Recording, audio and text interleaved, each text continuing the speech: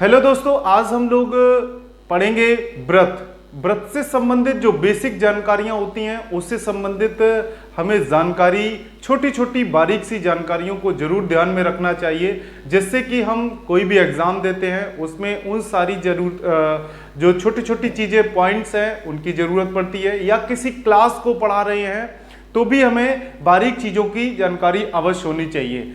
जैसे हम व्रत की बात करें तो व्रत में हमारे पास यहाँ पे आप देखेंगे बोर्ड में हमने 8 टॉपिक ऐसे दिए हुए हैं जो व्रत से संबंधित हैं। पहला आप देखेंगे जैसे केंद्र क्या होता है व्रत का, व्रत की त्रिज्या क्या होती है, व्रत की जीवा क्या होती है, व्रत का चाप क्या होता है, व्यास क्या होता है, अर्ध व्रत क्या होता है, व्रत खंड और त्रज्य खंड। आज इन 8 पॉइंट जो बेसिक जानकारियां हैं उसको आज हम लोग समझेंगे कि ये बेसिक चीजें क्या क्या होती हैं। सबसे पहले समझिएगा कि एक हम पॉइंट को केंद्र मान के, यानी एक पॉइंट ले लिया और उसके चारों तरफ अगर हमने इस प्रकार का एक आकृति बना दी तो ये हमारा क्या हो गया, सर्किल हो गया। अब जब हम प्रकार से इस आकृति को बनाएंगे तो जो प्रकार की एक नोक में हम पेंसिल लगाते हैं और एक नोक जो स्थायी करते हैं वो ये पॉइंट यहां पे बनता है। और ये जो पॉइंट बनता है वो सबसे पहले क्या है, केंद्र। उस वृत्त का ये क्या बन गया, एक आकृति जो बन के तैयार हो गई है वो आकृति हमारी वृत्त है, यानी कि सर्किल है। और जहां भी प्रकार की नोक को रखा गया था वो जो पॉइंट बनेगा हमारी कॉपी पे वो क्या है, उसको हमने ओ कह दिया। और ये ओ बिंदु ही इस सर्किल का क्या होगा, केंद्र होगा। आपको केंद्र समझ में आ गया होगा, बहुत ही सिंपल है। जैसे हम लोग अक्सर जानते ही हैं कि केंद्र बिंदु कहां होगा, उस वृत्त के ठीक बीच में होगा। और उस बिंदु से, इस बिंदु से, इस केंद्र बिंदु से अगर हम इसकी दीवार पे किसी भी जगह जाएं, किसी भी पॉइंट पे अगर हम पहुंचते हैं, इसकी किनारी पे, बाउंड्री पे पहुंचते हैं, तो उसकी दूरी कैसी होती है, निश्चित होती है। वो दूरी एक फिक्स दूरी होती है। और उसी फिक्स दूरी को, यानी कि ये जो हमारी ये दूरी बन रही है, यानी कि हम मान लेते हैं ओ ए या फिर ओ बी, ओ सी, ओ डी, ये सारी हमारी ओ बी हो, चाहे ओ सी हो, चाहे ओ डी हो, ये सारी दूरी कैसी होंगी, इक्वल होंगी। और जब ये सारी वैल्यूज इक्वल होंगी, यानी कि ये जितनी भी दूरियां हैं वो इक्वल है, बराबर है, तो इसी को हम लोग क्या कहते हैं, त्रिज्या कहते हैं। ये क्या हो गई, त्रिज्या हो गई।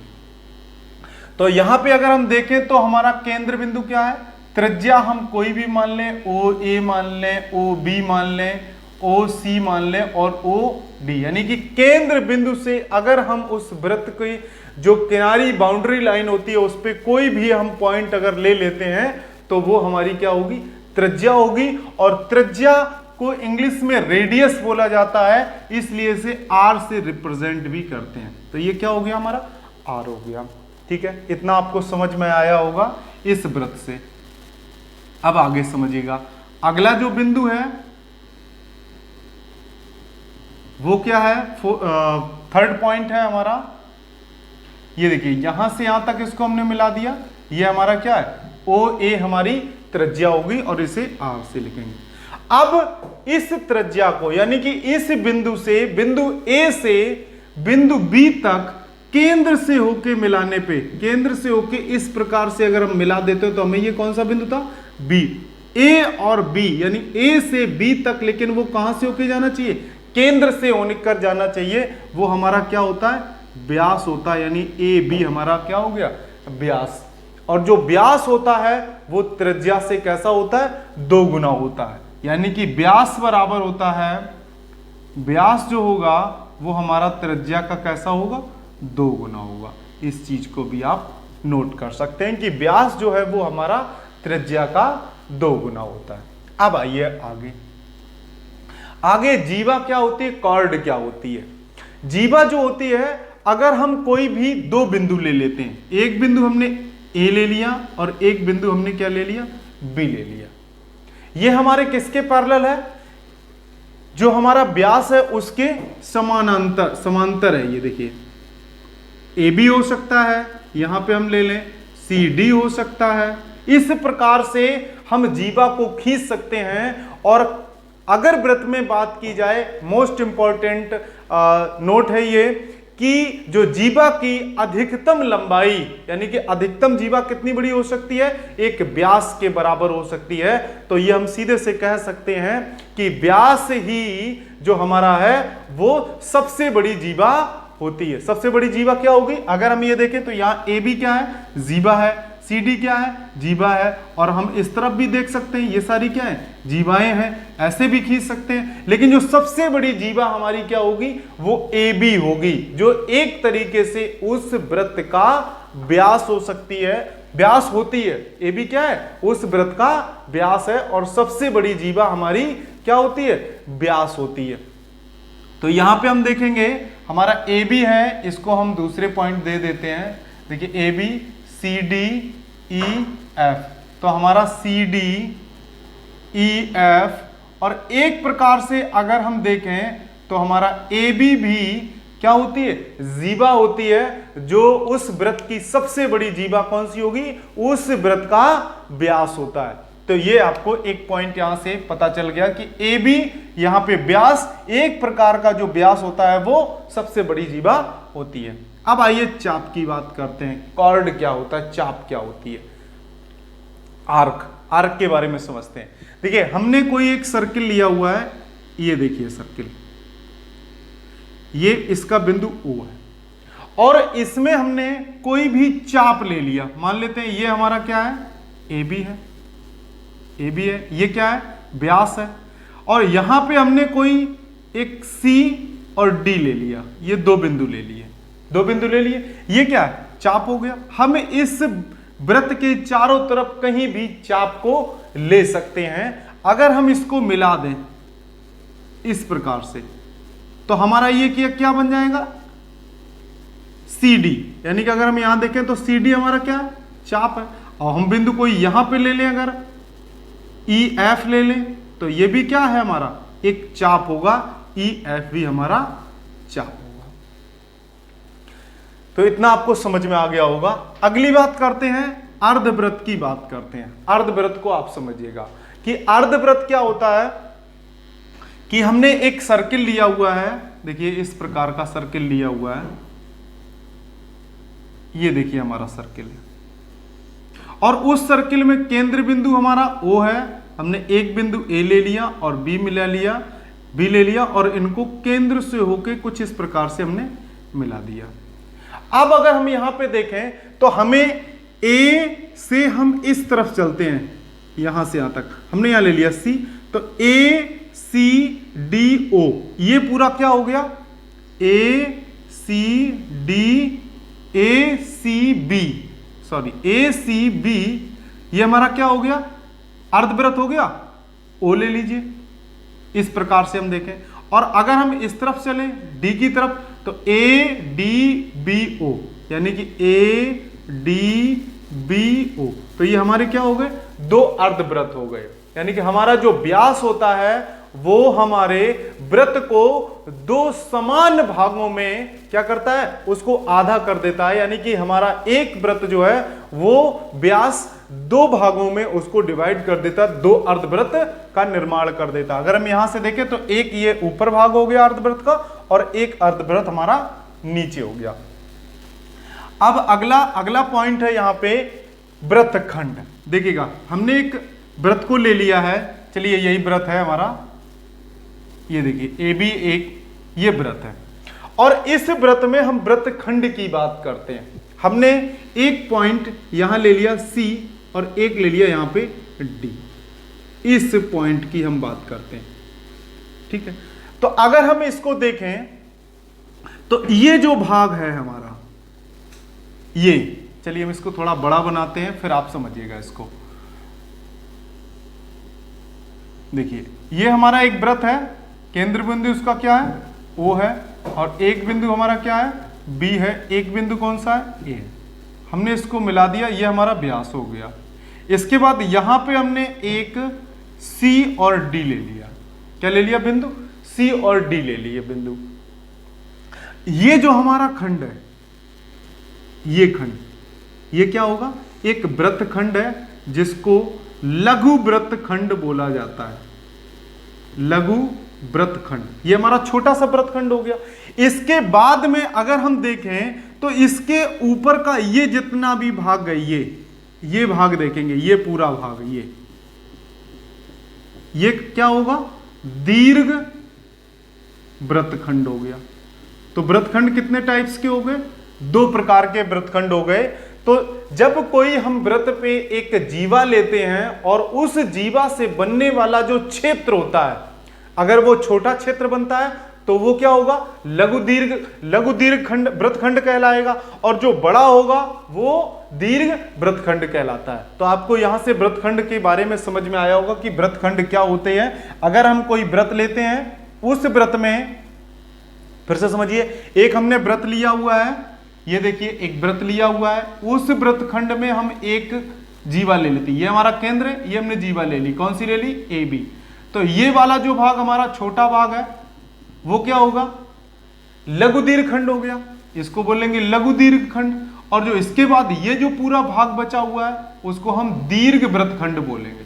तो वृत्तखंड क्या होता है कि जीवा के इस तरफ नीचे जो छोटा भाग रह जाता है और जो बड़ा भाग होता है वो दोनों ही वृत्तखंड के ही भाग होते हैं। बस जो छोटा होगा उसे लघु वृत्तखंड और जो बड़ा होगा उसको दीर्घ वृत्तखंड बोलेंगे।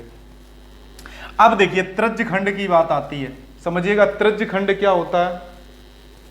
देखिएगा, इसको साफ करते हैं, तृज्य खंड के बारे में भी आप जान लीजिए।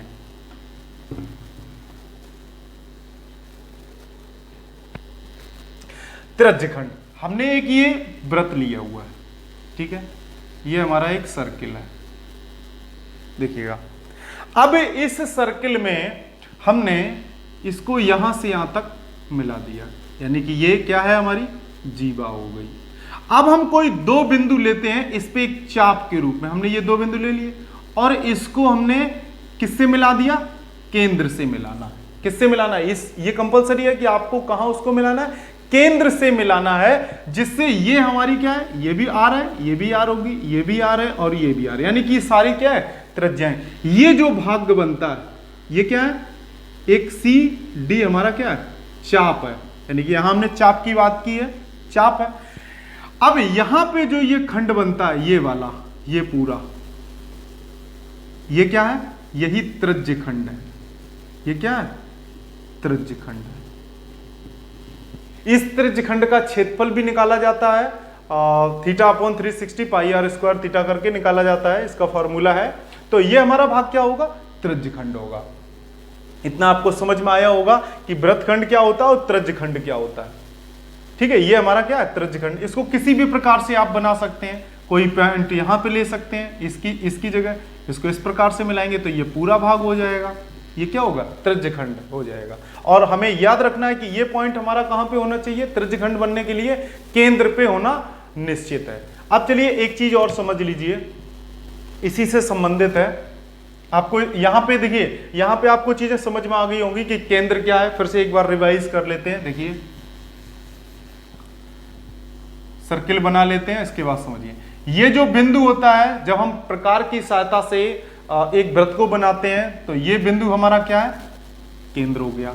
इसके बाद हम त्रिज्या को बात करें तो हम इसके किनारी पे, यानी कि इसके एक साइड पे हमने बिंदु को रखा और इसके केंद्र से मिला दिया, तो ए ओ हमारा क्या हो गया? त्रिज्या हो गई। त्रिज्या उसके किसी भी बिंदु को बाहरी परत पे, जो ये बाहरी आपको सर्किल दिखाई दे रहा है, उसकी बाहरी दीवार पे हम कहीं भी बिंदु ले लेते हैं तो हमारी क्या होगा? वो त्रिज्या होगी। और अनंत त्रिज्याएं होती हैं, ठीक है। केंद्र से मिलाने वाले बिंदु अनंत हो सकते हैं, कहीं भी आप ले सकते हैं। व्यास क्या होता है कि अगर हम इस बिंदु को ए ओ को एक अन्य बिंदु बी से मिला दें तो हमारा जो ए बी होगा वो क्या होगा? व्यास होगा। और जो ए बी होगा वो त्रिज्या का कैसा होगा? 2 गुना होगा। इस पॉइंट को आप समझ सकते हैं। जीवा की बात करते हैं तो हम कोई बिंदु एक सी ले लिया, एक डी ले लिया, ये हमारी क्या हो गई? जीवा हो गई। और सबसे बड़ी मैक्सिमम जीवा क्या होती है? उस केंद्र का व्यास जो होता है वो सबसे बड़ी जीवा होती है। इस चीज को आप स्टार बना के समझ सकते हैं कि सी डी हमारी जीवा है, लेकिन अगर बात की जाए, पूछ दिया जाए आपसे कि सबसे बड़ी जीवा कौन सी होती है, तो सबसे बड़ी जीवा जो होती है वो उस वृत्त का व्यास होती है। अगला चाप की बात करते हैं। सर्किल हमने लिया, चलिए इसी सर्किल पे बात करते हैं। ये हमने सर्किल लिया और यहां पे हमने दो बिंदु ले लिए, एक सी ले लिया, एक डी ले लिया, तो ये हमारा क्या हो गया, एक चाप हो गया। क्या हो गया, सी डी हमारा क्या है, ये देखिए यहां से हमने इस प्रकार से चाप लिए ये हमारे, तो सी डी हमारा क्या हो गया, एक चाप हो गया। अब अर्धवृत्त की बात करते हैं। तो अर्धवृत्त क्या है कि इसके ऊपर का जो भाग होता है, जो व्यास जो है वो एक वृत्त को दो अर्धवृत्तों में डिवाइड करता है। अगर उसको हम देखें तो एक हमारा ऊपर भाग हो गया, यानी कि एक अर्धवृत्त ऊपर हो गया और एक अर्धवृत्त नीचे हो गया। अर्धवृत्त की माप कितनी होती है, 180 होती है, और इस अर्धवृत्त की 180। इस प्रकार से 180, 180 और 180 को अगर मिला दें तो हमारे सर्किल की माप जो होती है वो कितनी होती है, 360 डिग्री होती है। अगली बात है, अर्धवृत्त आपको समझ में आ गया। वृत्तखंड की बात करते हैं इसी में। देखिए वृत्तखंड क्या होता है, एक बार दोबारा से रिवाइज हो जाएगा तो आपको बेहतर समझ में आ जाएगा। देखिएगा हमने यहाँ पे दो बिंदु ले लिए, एक ए बी बिंदु ले लिया, इसका ये केंद्र था, कोई बात नहीं। अब ये जो भाग बन रहा है, ये भाग क्या है, इसको बोलते हैं लघु वृत्तखंड, ये छोटा, और इसके ऊपर जो ये भाग बचा हुआ है, ये भाग, इसको बोलते हैं दीर्घ वृत्तखंड। तो वृत्तखंड आपको समझ में आ गया। अगला देखिए तृज्यखंड की बात करते हैं। तृज्यखंड क्या है, ये हमारा केंद्र O है, ये हमारा क्या है ए बी जीवा है, और हमने दो बिंदु ले लिए हैं, एक सी ले लिया, एक डी ले लिया। हम केंद्र बिंदु से अगर इसको मिला दें तो ये जो भाग बनेगा वो हमारा क्या होगा, तृज्यखंड कहलाएगा। तो इतना आपको समझ में आ गया होगा सारी चीजों को। यहां हमने 8 पॉइंट लिए हुए थे और बहुत ही अच्छे 8 पॉइंट थे, 8 पॉइंट थे जो आप कहीं ना कहीं उसको भूल जाते रहे होंगे। तो आज हमने उस चीज को बताने का प्रयास किया है। अब 2 पॉइंट हमारे पास और बचे हुए हैं, उसको भी समझ लीजिए, वो बहुत इंपॉर्टेंट है। क्वेश्चन के हिसाब से जब क्वेश्चन आते हैं तो उन पे बेस्ड क्वेश्चन अक्सर देखे जाते हैं कि इस प्रकार के क्वेश्चन आपके आ जाते हैं। एक तो क्वेश्चन ये होता है कि कोई अगर हमें सर्किल दिया गया है, और ये थ्योरम भी होती है एक प्रकार से, और हमने इसके केंद्र बिंदु से एक ये ए बी रेखा खींची हुई है केंद्र बिंदु से, और ये केंद्र बिंदु है, तो ए बी हमारा क्या हो गया, जब केंद्र बिंदु से कोई रेखा हम आर पार इस तरफ से उस तरफ खींचेंगे तो वो मेरा सीधा सीधा व्यास हो जाता है। इतना आपको समझ में आ रहा है। अब हम कोई यहां पे एक बिंदु यहां ले लेते हैं और एक बिंदु हमने यहां ले लिया। इस बिंदु को हम ए से मिला दें और इसको हम बी से मिला दिया। एक हमने बिंदु ये सी ले लिया, एक डी ले लिया। इसके बाद एक बिंदु हमने इसको ए से मिला दिया और डी को हमने फिर से बी पे मिला दिया। तो आप यहां पे ये थ्योरम है कि अगर जो जीवा है उसके बिंदु ए बी से अगर हम अर्धवृत्त के किसी भी बिंदु को अगर हम इन दो बिंदुओं से मिला देते हैं तो वहां पे हमेशा 90 अंश का कोण बनता है। तो यहां भी 90 अंश का कोण बनेगा और यहां भी आपका कितने अंश का बनेगा, 90 अंश का। अगर आपको ये वाला कोण दिया होता, ये 90 होता, तो आप यहां से क्या करते हैं, अगर ये मान लेते हैं 30 दिया है तो क्या होगा, 30 और प्लस आपका क्या हो जाएगा, 90 हो जाएगा। अगर आपसे बी पूछ दिया जाता है इस वाले का, यानी कि ए डी बी की बात कर रहे हैं, तो 30 ये 90 ये और कितना हुआ 120, और 160 में से 120 180 में से 120 माइनस करेंगे तो आप तुरंत बता देंगे कि ये वाला जो कोण है हमारा कितने अंश का है, 60 अंश का है। तो हमेशा याद रखिए कि जब किसी अर्धवृत्त पे कोई एक बिंदु लिया जाए और जब उसके व्यास के बिंदु ए और बी बिंदु से मिलाया जाए तो हमेशा 90 अंश का कोण बनता है। तो ये एक थ्योरम है और ये आपको समझ में आनी चाहिए और ऐसे क्वेश्चंस में आपको देखने को मिल जाती है। दूसरी बात देखिएगा, दूसरी क्या चीज है, दूसरा सर्किल में आप समझिए कि एक ये सर्किल है और उसमें बिंदु हमारा केंद्र बिंदु क्या है, ओ ये रहा, ठीक है। और हम क्या करते हैं कि यहां पे हमने दो ए बी एक चाप ले लिया, ए बी एक चाप ले लिया, इसको हमने केंद्र से मिला दिया, ठीक है, केंद्र से मिला दिया। ये हमारा क्या बनके तैयार हो गया, एक तृज्यखंड बनके तैयार हो गया। अब हम कोई भी बिंदु, कहीं भी एक बिंदु ले लेते हैं। माना कि हमने बिंदु यहां पे एक सी ले लिया, सी ले लिया। अब उस चाप से, यानी ए बी चाप से हम सी को मिला देते हैं। ये लीजिए, ए बी चाप को हमने सी से मिला दिया। अब देखिए यहां पे बात क्या निकल के आती है कि यहां पे जो ये कोण बनेगा थीटा, थीटा कोण बन गया इस ए ओ बी में। ए ओ बी को हमने माना कि ये थीटा है। तो इस चाप से किसी अन्य बिंदु को मिलाने पे जो कोण बनेगा वो इस कोण का कैसा होगा, आधा होगा। कैसा होगा, इस कोण का आधा होगा, यानी कि ये कितना हो जाएगा, थीटा बाई 2 हो जाएगा। अगर ये 60 अंश है तो ये कितने अंश हो जाएगा, 30 अंश है। अगर ये 90 अंश है तो ये कितना हो जाएगा, 45 अंश हो जाएगा। एक ही चाप बिंदुओं से केंद्र पे जो कोण बनेगा उस कोण से ठीक आधा कोण किसी अन्य बिंदु को अगर सेम उसी चाप से के बिंदुओं से अगर मिला दिया जाए, चाहे आप इसको ये ले लीजिए, चाहे आप क्या करिए, चलिए इसको और चेंज करके देख लेते हैं कि हमने मान लेती है ये यहां ले लिया ये बिंदु और बी हमने यहां ले लिया, ये हमारा केंद्र है, तो हमने यहां मिलाना चाहते हैं, तो इसको हमने यहां मिला दिया और इसको यहां मिला दिया। तो ये जो मेरा कोण बनेगा थीटा, तो ये हमारा कैसा होगा, थीटा बाई 2 ही होगा, चाहे वो किसी भी स्थिति में कोण त्रिज्यखंड हमारा बना हुआ हो। तो ये 2 थ्योरम थी और ये 8 पॉइंट थे और मोस्ट इंपॉर्टेंट पॉइंट है। जरा इनको आप गौर से देखिए, समझिएगा। नहीं समझ में आ रहा दोबारा से इसको वीडियो को देखिएगा और आप जब बेहतर तरीके से समझ जाएंगे, अच्छे से समझ जाएंगे, तो कहीं भी आपको किसी भी क्लास को पढ़ाने में, बच्चों को पढ़ाने के लिए या एग्जाम में आपको कहीं भी कोई भी परेशानी नहीं होने वाली है। तो चलिए आज हम लोग इतना ही सीखते हैं और अगली क्लास में कुछ और नया सीखने का प्रयास करते हैं। धन्यवाद।